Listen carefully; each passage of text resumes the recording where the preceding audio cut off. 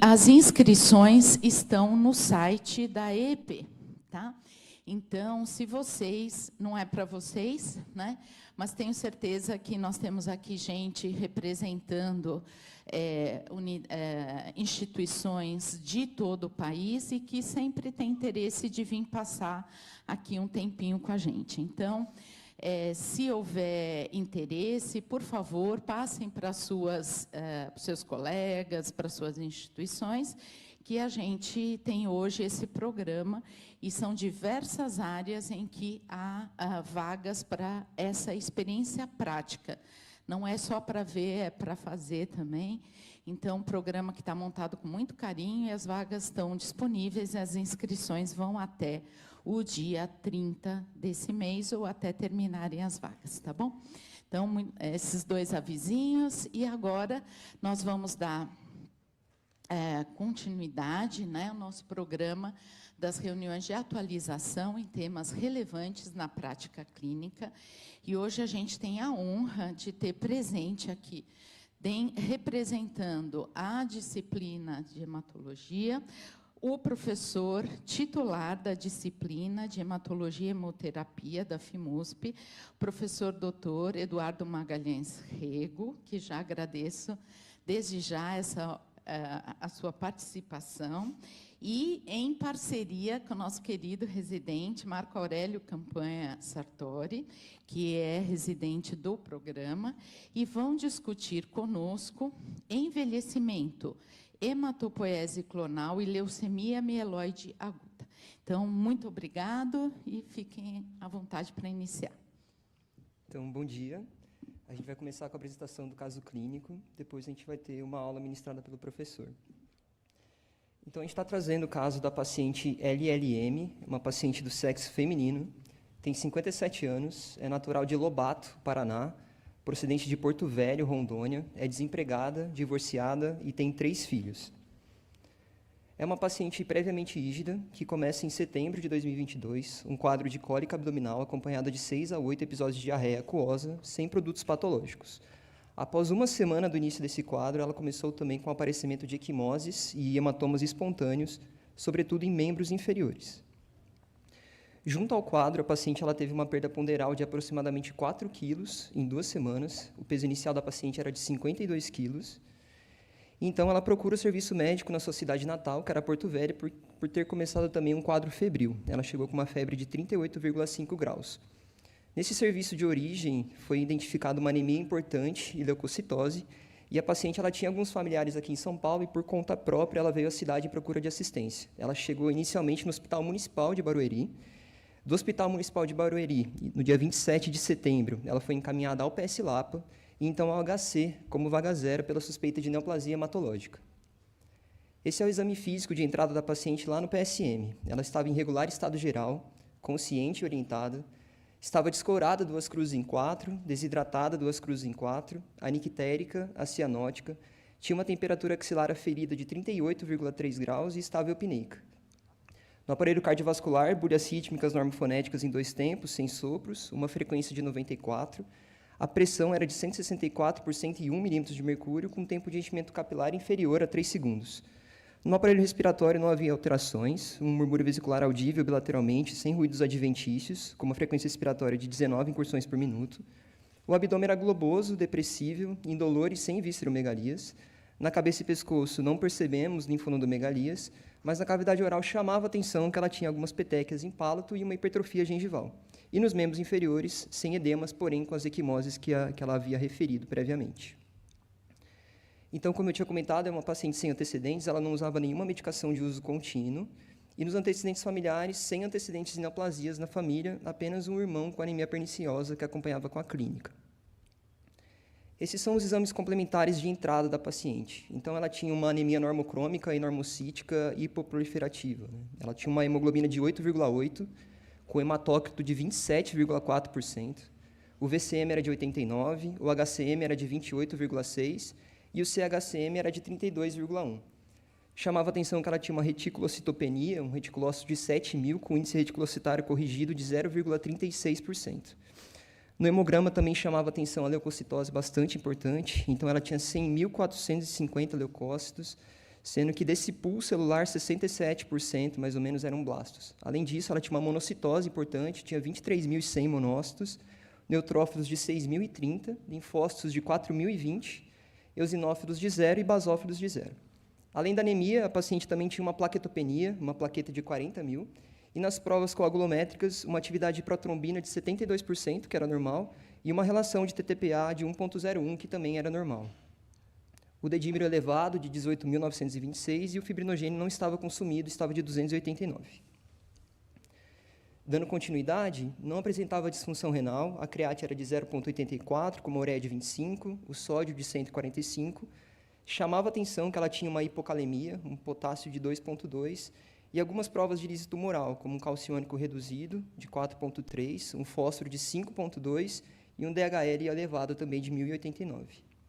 TGO e TGP de 61 e 64, respectivamente, fosfatase alcalina de 119, a gama-GT de 207, nas provas inflamatórias, um VHS de 54, nas proteínas totais, 6,1, e nas frações, 3,6 de albumina e 2,5 de globulinas. Então, com a hipótese de leucemia mieloide aguda, a equipe da hematologia foi chamada para avaliar essa paciente, então a gente fez uma lâmina de sangue periférico. Então, o que a gente está vendo aqui é uma foto tirada do microscópio. Essas células circulares avermelhadas, com uma palidez central, são as hemácias.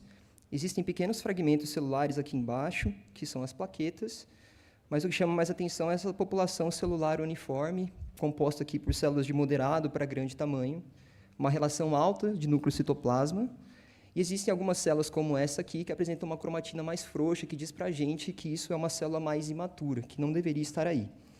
Além disso, a gente tem algumas células que o núcleo como se ele se dobra sobre ele próprio, né? Como essa célula aqui e essa célula aqui. Isso é o aspecto de núcleo convoluto. Isso aqui é um monócito, tá? Então, a presença de células blásticas com um aumento de monócitos na periferia faz a gente suscitar o possível diagnóstico de uma leucemia mieloide aguda com algum substrato morfológico monocítico. Então, agora a gente vai para a primeira pergunta. Então, por favor, acessem gg.gg/leucemia1 ou através do QR Code e, por favor, respondam, né? Qual o valor de blastos na medula óssea ou no sangue define o diagnóstico de leucemia mieloide aguda segundo a Organização Mundial de Saúde? Letra A, 30%, letra B, 10%, letra C, 20%, letra D, não há um valor definido, e letra E, depende da alteração genética. Então, de novo, gg.gg/leucemia1 ou através do QR Code. Então, mais ou menos 71,4%, agora 67,3% da plateia respondendo como 20%, uma porção um pouco menor de 20,7% da plateia respondendo como 10%, 7,8% respondendo que depende da alteração genética associada e uma porção menor como não há um valor definido. Perfeito. Então, todas essas perguntas elas serão respondidas pelo professor logo em seguida, quando a gente terminar a apresentação do caso. Então, com a suspeita de leucemia mieloide aguda, a paciente foi encaminhada ao ICESP, na nossa enfermaria lá da Hemato, e a gente fez, então, uma avaliação medular, um aspirado de medula óssea. Nesse aspirado de medula óssea, a gente viu que essa paciente tinha muitas células para o que era esperado para a idade da paciente, o que diz para a gente que pode estar diante de um processo proliferativo. A paciente apresentava algumas figuras de displasia na série megacariocítica. Então, série megacariocítica é a série precursora das plaquetas e eritrocítica. E tinha 72,4% de blastos na avaliação medular. Só lembrando que o valor de referência de blastos na medula óssea é de 5%. Um outro exame que a gente usa para tipificar a leucemia seria a imunofenotipagem de medula óssea. Ele é um exame que é muito utilizado na hematologia, tanto na parte de oncologia quanto na parte das benignas. E só para ilustrar esse exame, a gente sabe que cada uma das séries da medula óssea, cada uma das células das séries da medula óssea apresentam na sua superfície ou no citoplasma epítopos, que são chamados de CDs. CDs vem da sigla de clusters de diferenciação. Então, como o próprio nome diz, cada uma das séries apresenta um cluster específicos. Então, por exemplo, blastos eles expressam CD34, monócitos expressam CD11C e assim por diante. Então, a gente pega esse pool celular, a gente marca com anticorpos anti-CDs específicos que queremos utilizar, estudar. Por exemplo, se eu quero estudar blasto, eu vou marcar com anti-CD34. Se eu quero estudar monócito, eu vou marcar com anti-CD11C e assim por diante. E nesse anticorpo, existe essa substância que é chamada de fluorocromo. Esse fluorocromo seria uma substância que, mediante a exposição à luz, refringirá a luz para um determinado espectro, a depender do fluorocromo utilizado. Então, a gente marca essas células, elas são jogadas nesse aparelho, que é o citômetro de fluxo, e elas são dispostas aqui como se fosse uma fila indiana, né? Essas células são, então, confrontadas contra um feixe de luz, e o próprio tamanho celular e a complexidade interna já vai obstruir a luz, e a gente já vai ter uma noção do tamanho celular que está passando ali, naquele momento. Junto com o tamanho celular, haverá refringência pelo fluorocromo, e essas duas obstruções de luz, então, serão captadas por um sensor, e, a partir disso, a gente consegue identificar exatamente o tipo celular que está passando ali, naquele momento. Então, na imunofenotipagem da medula óssea dessa paciente, 75,87% das células eram monócitos, e cujo componente maturo representava 35,27% do total das células da amostra. Então, corroborando o possível diagnóstico de uma leucemia mieloide aguda com algum substrato monocítico. Outros exames que a gente faz para tipificar a leucemia seria a avaliação de biologia molecular. Então, essa paciente, no dia 29 de setembro, ela identificou 3 mutações diferentes. Ela apresentava a mutação do DNMT3A, da nucleofosmina 1, que é o NPM1, e do FLT3-TKD em uma alta carga alélica. Não apresentava o rearranjo do cromossomo Filadélfia, das core binding factors e leuquímias, e das mutações dos genes dos RUNX1, IDH1, IDH2 e c-KIT. E, por fim, a última avaliação que a gente faz seria a citogenética. A gente faz um cariótipo, e o cariótipo dessa paciente era feminino, que era o esperado, de 46 cromossomos XX, sem alterações. Então, vamos agora para a segunda pergunta. Então, é gg.gg/leucemia2, ou através do QR Code. Por favor, respondam. Existem mutações genéticas em células do sangue ou da medula óssea em indivíduos que são sadios? Letra A. Sim, mas não estão associados ao desenvolvimento de leucemia mieloide aguda ou de outras doenças sistêmicas. B. Não, o achado dessas mutações reflete a elevada sensibilidade dos sequenciamentos gênicos atuais e são falsos positivos. Letra C. Sim, e estão associados ao aumento do risco do desenvolvimento de leucemia mieloide aguda e de doença coronariana. Letra D. Não, essa detecção indica a presença de algum grau de mielodisplasia. E letra E. Não, essas alterações, quando detectadas, sugerem tratamento prévio com drogas com potencial mutagênico, antineoplásicas ou não. Então, gg.gg/leucemia 2. Então, a maior parte da plateia, né, cerca de 65%, respondendo que sim, estão associados ao aumento do risco de desenvolvimento de LMA e de doença coronariana. 26,4% sim, mas não estão associados ao desenvolvimento de LMA e outras porções menores. Então, novamente, essas perguntas serão respondidas pelo professor logo em seguida. Para finalizar o quadro, essa paciente com o diagnóstico agora de leucemia mieloide aguda, ela passou pelo nosso tratamento padrão, que seria o D3A7. D3A7 significa 3 dias de daunorubicina, com 7 dias de citarabina. Ela falhou nessa primeira indução, ela teve que fazer novamente o tratamento, adquiriu algumas complicações infecciosas, como uma colite neutropênica, com necessidade de internação em UTI. E, infelizmente, ela desenvolveu uma insuficiência cardíaca de fração de ejeção reduzida, que é uma complicação que é comum em quem usa antracíclicos, como essa paciente utilizou. Atingiu resposta completa após a segunda indução e depois ela seguiu com a consolidação de remissão com altas doses de ARAC, seguindo em resposta completa.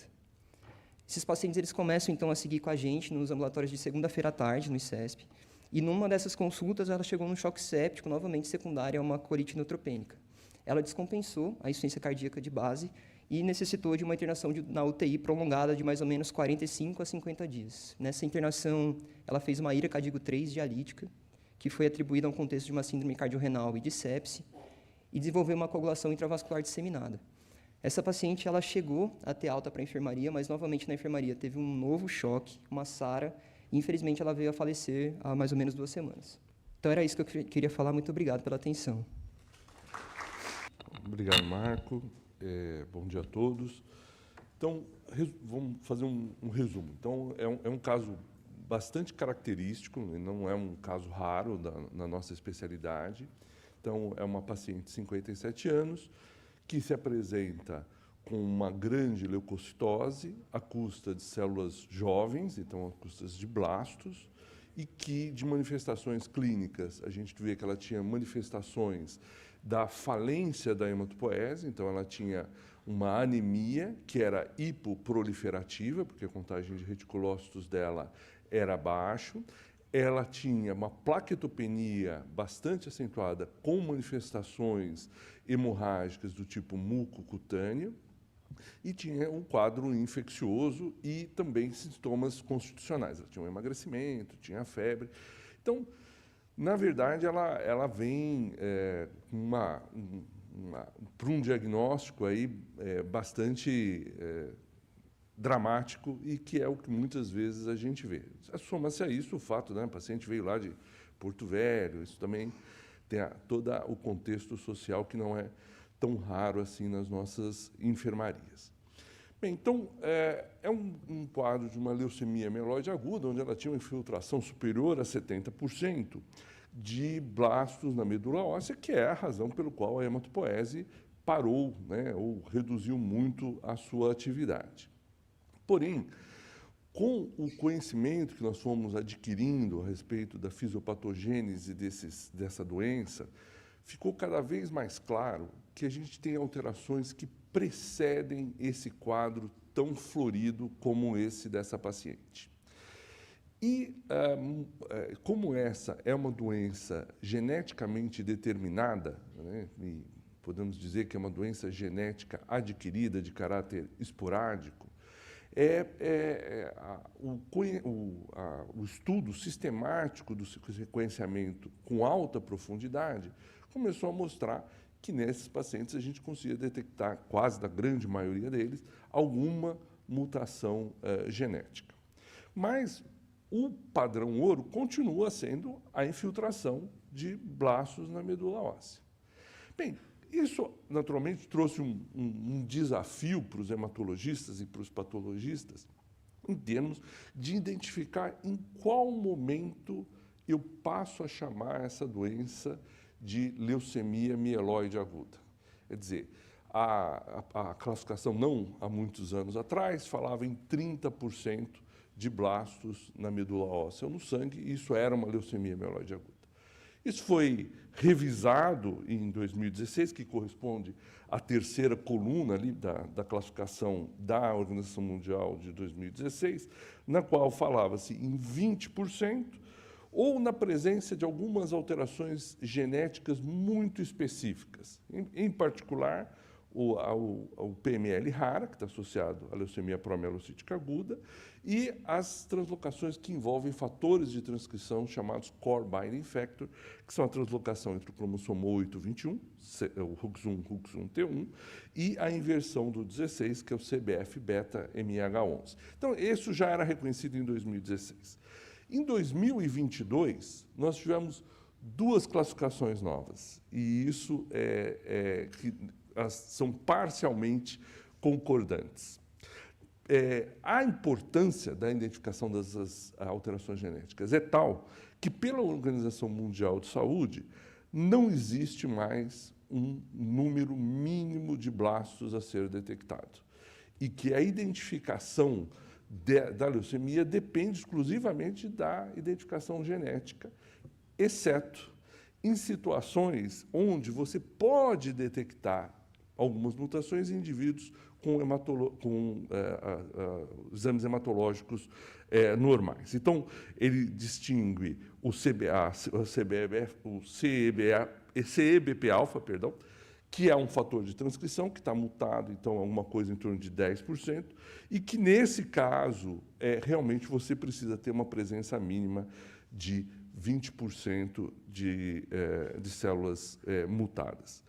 E a segunda classificação, que é a do Consenso Internacional de 2022, que é a primeira coluna aí, ICC, ele requer um mínimo de blastos de 10%, exceto para o BCR-ABL, no qual, então, a gente precisaria mais de 20% de células mutadas, e isso, fundamentalmente, para distinguir das crises blásticas de leucemia mieloide crônica.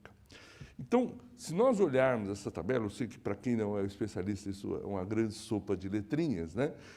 Mas o que fica de mensagem é que, hoje, quando a gente fala nessas doenças, a gente está falando em detecção genética como critério diagnóstico. E o que nós observamos desde o começo dos anos 2000 até agora é que cada vez mais a gente consegue identificar indivíduos com alterações genéticas próprias da leucemia mieloide aguda em fases mais precoces. Bem, e aí, com esses estudos, se mostrou também que não é uma mutação por célula. Quer dizer, então, a gente tinha essa noção anterior, falava assim, olha, eu identifiquei uma mutação e eu quero saber se essa mutação está ou não associada à leucemia mieloide aguda. Hoje, o que a gente vê, que é aqui mostrando no histograma da esquerda, é um estudo de 1.540 pacientes, onde mostra um número de mutações por paciente. E a gente vê que, em média, a gente tem mais de 2 mutações relevantes por caso. Então, não só é uma doença genética, como é uma doença multigênica, onde eu vou ter várias mutações que estão associadas naquele mesmo momento, em diferentes células e também coexistindo. Por último, quando se estudou com esse sequenciamento genético de última geração, quando se estudou a evolução do tratamento da leucemia mieloide aguda, se observou que existiam vários clones simultâneos no paciente ao diagnóstico. Então, embora essa nossa paciente, quando você olha no microscópio, você vê uma monotonia, né? Você vê que todas as células são mais ou menos parecidas, quando você vai ver do ponto de vista genético, na verdade, você tem presença de múltiplos clones que coexistem e com diferentes perfis mutagênicos. Ao tratar, há uma alteração na dinâmica da frequência desses clones.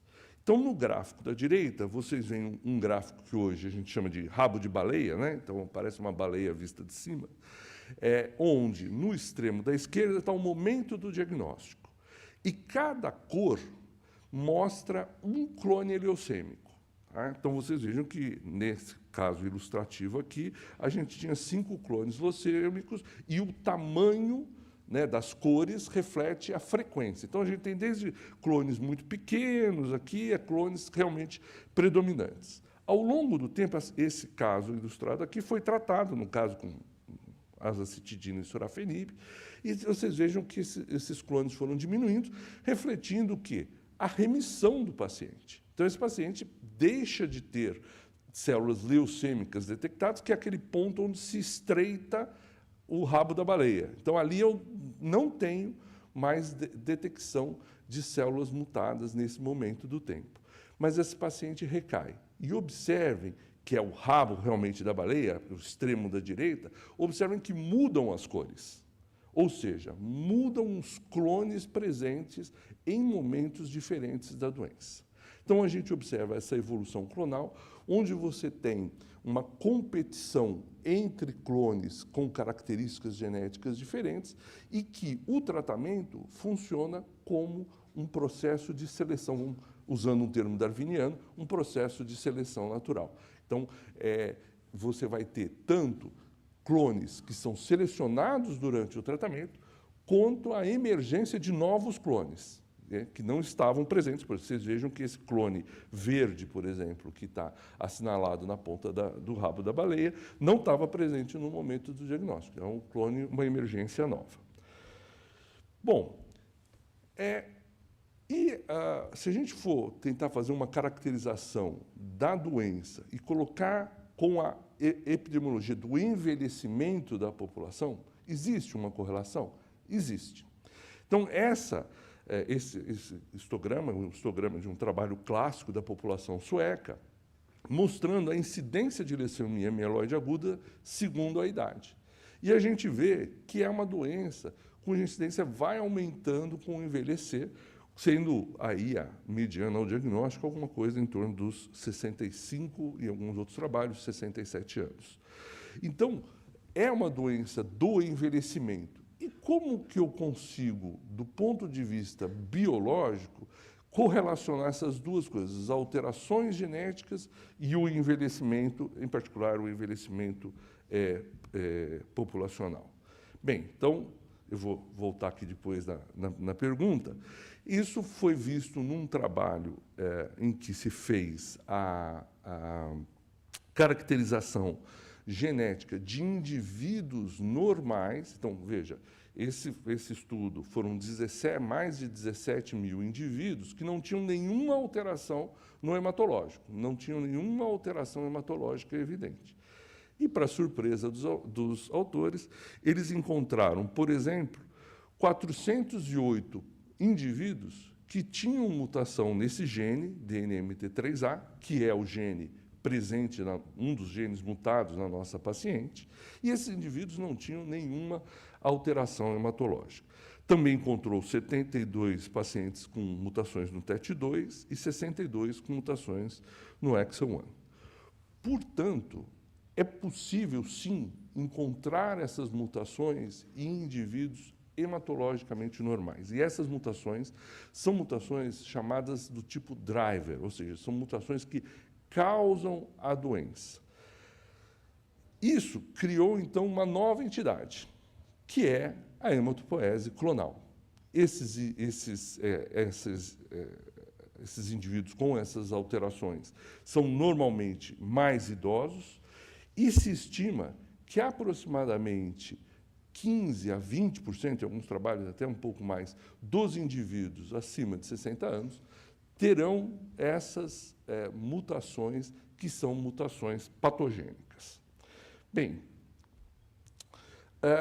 qual foi a definição, então, que se adotou para essa nova entidade chamada hematopoese clonal de potencial indeterminado, cujo a gente usa muito a terminologia abreviada, que é o CHIP, né? Então, ela é definida pela presença de mutações somáticas associadas a câncer mieloide, com uma frequência de alelo variante, ou seja, dos genes, né, naquela população de células que estão mutados, de mais de 2%, né, igual ou maior a 2%, e indivíduos sem nenhuma outra alteração hematológica. Essa prevalência aumenta abruptamente com a idade e afeta, então, de 15% a 20% dos indivíduos com mais de 60 anos, indicando, portanto, que esse é um processo associado ao envelhecimento. Não é surpresa que a gente tenha alterações hematológicas ao envelhecer, como tocou nos demais tecidos, né? O que surpreende é que, com essas novas descrições, a gente vê que existe um envelhecimento do nosso sistema genético e epigenético, e que isso, então, predispõe ao câncer hematológico. São 3 genes que são clássicos definidos no CHIP. Então, é o gene DNMT3A, o gene TET2 e o gene AXL1. Esses genes são genes que estão associados ao controle epigenético do DNA. Então, o mais comum deles, que é o DNMT3A, é uma metiltransferase. E a mutação faz com que a perda de função dessa proteína codificada pelo DNMT3A. Então, haveria uma mudança no padrão de metilação do DNA à medida em que envelhecemos e adquirimos essas mutações. O TET2 tem uma função bastante semelhante, existem algumas funções adicionais, mas a mutação também leva à perda de função e alteração do padrão de metilação do DNA. E o AXL1 é um modificador da cromatina, então também a mutação leva à perda de função, e aí a gente também, por um mecanismo um pouco diferente, tem alterações nas marcações epigenéticas do DNA. Então, se nós colocarmos a hematopoese normal e a hematopoese clonal lado a lado, o que a gente vê que acontece é que, em algum momento, nas células mais imaturas, em particular em células com características de células-tronco, surgem essas mutações que dão uma vantagem proliferativa para a célula mutada. Nessa fase, não há bloqueio da diferenciação, e a célula continua a amadurecimento e nós temos, então, células, um hemograma normal, com células maduras normais. Porém, na evolução para a leucemia, outros eventos genéticos ocorrerão.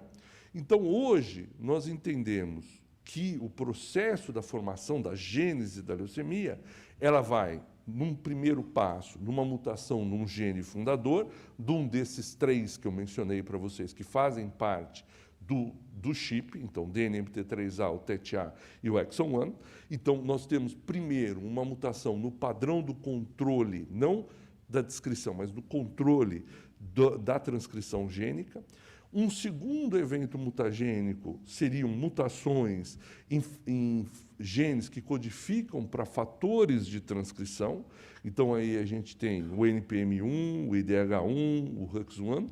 Então, veja, a nossa paciente tinha uma mutação do NPM1 e, por último, o terceiro evento seria uma mutação num gene que codifica para sinalização, ou seja, normalmente controla a proliferação celular, e aí eu teria uma grande expansão desse já clone leucêmico na célula. E, no caso, aí, entre as mutações mais comuns, o FLT3, que a nossa paciente também tinha. Então, quando a gente olha essa paciente, eu estou vendo o quê? Eu estou vendo a fase final de um processo que foi em etapas se desenvolvendo e que provavelmente parte dos indivíduos com mais de 60 anos teria pelo menos o primeiro evento, que é a mutação fundadora. Certo? Então, aqui é só uma ilustração. Então, isso é o que nós imaginamos que tenha acontecido com essa paciente e que ela tenha, no final, desenvolvido essa leucemia mieloide aguda com um componente monocítico importante. Então, nessa paciente, o diagnóstico, se nós formos adotar a classificação da OMS, é uma leucemia mieloide aguda associada com mutação do NPM1. Veja que, então, hoje, para nós, a gente passa a dar o diagnóstico de acordo com a alteração genética. É lógico que, uma vez que eu tenha uma boa caracterização desse grupo de doenças, que são as leucemias mieloides agudas, existe uma pergunta clínica muito importante, que é: como eu trato? Então, ótimo, eu tenho toda essa compreensão hoje bastante melhor do processo de formação da doença, mas como eu trato? E, para isso, hoje, nós utilizamos os dados que nós temos acumulados de bancos de sequenciamento genético e olhamos qual foi a resposta que o paciente teve de acordo com a sua alteração genética. Então, eu consigo classificar em risco, pelo menos em 3 grandes riscos. Aqueles pacientes que têm um prognóstico favorável, um que tem um muito desfavorável e o grupo intermediário. A nossa conduta, normalmente, no paciente que acaba sendo classificado como grupo favorável, ele não será candidato a um transplante de medula óssea alogênica como parte do tratamento dele. Por quê? Porque o risco do próprio procedimento de morte pelo transplante de medula é algo em torno de 30%, então o risco não compensa o benefício. O oposto eu tenho no grupo de pacientes com alterações genéticas desfavoráveis, onde, com certeza, se eu não acrescentar algo mais agressivo como um transplante, a chance de recaída da doença é muito alta. E o intermediário ainda é um pouco controverso. Nós, na verdade, estamos tentando dissecar melhor, porque é um grupo que provavelmente vai diminuindo à medida que nós entendemos mais da doença. Então, a conduta dessa paciente foi, de fato, um tratamento para uma leucemia mieloide aguda de risco, de alto risco. Ela seria candidata a um transplante de medula óssea, mas vamos lembrar que, infelizmente, ela desenvolveu complicações muito graves, que estão associadas ao tratamento que nós temos disponíveis hoje com antracíclicos e citarabina. Então, ela desenvolveu uma cardiopatia e desenvolveu também uma disfunção renal, a cardiopatia em particular, associada ao antracíclico. Bom, ainda sobre chip, para a gente entender, quer dizer, como eu falei, essa nova entidade, ela se refere a pacientes que não têm alterações hematológicas. Mas existem aqueles pacientes que têm alguma citopenia e apresentam as mesmas mutações que eu citei para vocês, que são mutações importantes. Então, aí, eu não posso chamar isso de hematopoiese clonal de significado indeterminado, não posso chamar isso de leucemia mieloide aguda. Então, surge uma terceira entidade clínica, que é a citopenia clonal de significado indeterminado, ou CCUS, né? Essa que a gente pode naturalmente entender como um espectro ainda mais grave, de uma evolução mais para o sentido da malignidade, ela tem um risco aumentado para desenvolvimento, claro, de uma leucemia mieloide aguda ou de uma síndrome mielosplásica, 13 vezes maior do que um indivíduo que tem chip. Então, essa é uma situação onde a gente já vai ter um risco de malignidade muito maior do que a população em geral. Um estudo populacional dessas alterações nesses 3 genes, né, no DNMT3A, o TET2 e o EXO1, começou a ver que havia uma outra correlação importante com outras doenças. E essas outras doenças eram doenças de caráter, pelo menos na sua patogênese, inflamatório. O primeiro que ficou evidente é a associação com doenças cardiovasculares, então, particularmente com a doença coronariana. Depois se viu que também isso tinha ligação com diabetes do tipo 2, tinha a associação com doença pulmonar obstrutiva crônica e algumas alterações neurológicas de caráter degenerativo, principalmente vasculares. E, portanto, esses indivíduos têm também um risco aumentado de ter infarto e acidente vascular cerebral, as 2 coisas mais importantes. E qual é a razão disso? A razão disso é que, naquela fase em que eu já desenvolvi, né, as primeiras mutações, eu tenho a coexistência de monócitos mutados e monócitos normais. E esses monócitos mutados, eles têm uma particular ativação de vias, o mais caracterizado deles é o NLRP3, que são genes inflamatórios que secretam, então, interleucinas e citocinas, de modo geral, que vão levar a essas manifestações inflamatórias e também a formação, o participar da formação de placas de ateroma. Então, nós temos uma outra doença que tem outras doenças, na verdade, que tem uma correlação importante com o envelhecimento e que passam a ter também essa associação com mutações de genes de controle epigenético no tecido hematopoético. Então, para a gente encerrar, então, voltando às 2 perguntas, né? Então, a primeira delas, que é sobre qual é a porcentagem mínima de blastos na medula óssea ou no sangue, segundo a Organização Mundial de Saúde, da classificação de 2022, a resposta correta era E, depende da alteração genética. Então, agora, se for um CBP-alfa, eu vou ter um valor, se for um BCR-ABL, vai ser outro valor, e para as demais mutações, a simples detecção é suficiente. E, em relação à nossa segunda pergunta, indivíduos normais podem ter mutações em genes associados a câncer hematológico? Sim. Então, a gente sabe que acima dos 60 anos nós vamos ter de 15% a 20% dos pacientes, dos indivíduos que vão ter essas mutações, e existe associação não só com o desenvolvimento de síndrome mielosplásica e leucemia mieloide aguda, mas também com doença coronariana, que era a cardiovascular, que era o que estava ali na questão. Muito obrigado. Excelente, professor, muito obrigada. Perguntas? Alguém?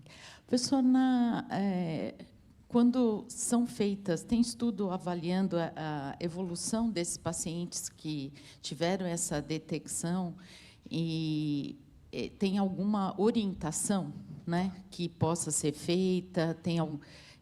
Como é que deve ser abordado esse paciente e se tem alguma indicação de fazer esse estudo? Tá. Essa provavelmente é uma das maiores modificações que nós estamos tendo na hematologia maligna, pelo menos. Então, o que acontece?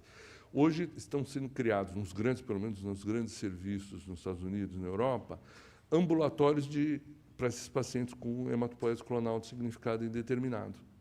E é um ambulatório onde é multidisciplinar, onde você tem o cardiologista, que é o mais comum que acompanha, mas também neurologistas e os hematologistas. E nós não temos ainda uma definição, por exemplo, qual é o melhor momento de você tratar, né? Será que vale a pena eu começar a tratar isso mais precocemente? Mas como eu sei que esse indivíduo, particularmente se ele tem uma citopenia, ele vai ter um risco muito grande, então os serviços estão se organizando para fazer uma detecção precoce e uma intervenção precoce em todas as complicações, não só hematológicas, mas também cardiovasculares e neurológicas associadas a essas mutações. E tem alguma orientação de quanto em quanto tempo isso tem que ser reavaliado? Já existe não é bem um guideline, porque ainda é muito limitado a poucos serviços, mas pelo menos uma vez ao ano esses pacientes devem ser reavaliados. Naturalmente, o que a gente consegue hoje recomendar é mudança de estilo de vida. Certo? Então, se o indivíduo, a gente sabe, se a gente começar a colocar outros fatores de risco em cima, então, por exemplo, tabagismo. O tabagismo tem um risco também para a leucemia mieloide aguda, além, naturalmente, do conhecido para a doença cardiovascular. Então, isso reforça mais ainda a necessidade de se combater o tabagismo. Aumento de atividade física, saudável, também isso é algo importante. Existe algumas evidências populacionais do padrão de alimentação, então, menos proteína animal, dietas ricas em fibras, parecem também reduzir um pouco esse fator de risco de evolução. Sandra, por favor. O que eu queria saber? O que faz você suspeitar, num hemograma, por exemplo, para aí você procurar essa alteração e você conseguir achar isso e aí tomar alguma medida? Porque eu imagino que a gente não vai fazer um screening de todas as pessoas após 60 anos, ou vamos? Não sei. Essa vai ser a grande dúvida. Veja, quando a gente fala de alteração hematológica, eu não estou falando mais de chip. Eu já estou falando, pelo menos, de CCUS, né, de citopenia clonal de significado indeterminado. Presença de anemia, de macrocitose, deve ser valorizada, tá certo? Então, como um potencial indicativo para fazer o sequenciamento. Vamos dizer, por exemplo, em Boston, em Harvard, a tendência é pelo menos testar esses 3 genes na população geral.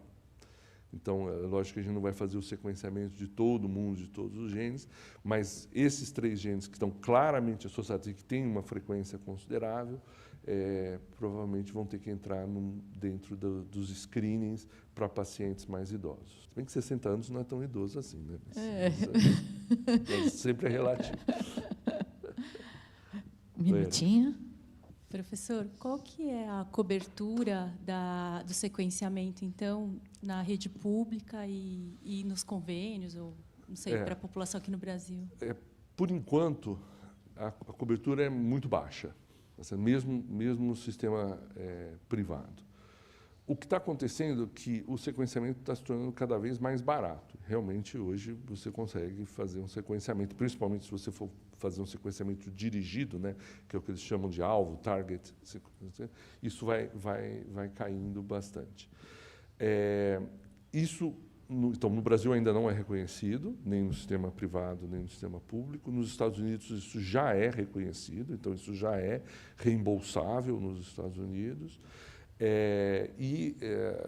A gente tem lá, né, inclusive, os chamados testes de farmácia, né, que é o indivíduo compra o seu kit na farmácia, né, recolhe a saliva no Eppendorf, encaminha e aí ele recebe o sequenciamento. Nós vamos ter que assim, e eu falando assim, não só do Brasil, mas nós vamos ter que preparar para essa situação em que, naturalmente, nós vamos começar a ter um contingente de pacientes com mutações importantes sem doença, e que também nós não podemos fechar os olhos, mas, ao mesmo tempo, nós vamos ter que ter muito cuidado para não supertratar, né, baseado exclusivamente na UTI. Então, uma coisa é o reconhecimento, o diagnóstico e o acompanhamento de risco, outra coisa é tratamento, que são 2 capítulos completamente independentes. A gente já tem esse ambulatório, tem uma perspectiva nossa aqui, professor? Não, ainda não. Ainda não. Eu não conheço nenhum serviço no Brasil que ainda tenha isso. Dentro do que eu imagino, eu acho que isso vai ter que ser feito muito em parceria com a clínica médica, ou seja, o clínico vai, e por isso que eu acho que é até importante trazer um caso que parece ser tão raro, né, para o generalista, mas, na verdade, isso vai representar de 15% a 20% dos pacientes mais idosos aí que vocês vão ter nas suas clínicas. Então, acho que terminamos. Muito obrigada. Obrigado. Parabéns pela apresentação.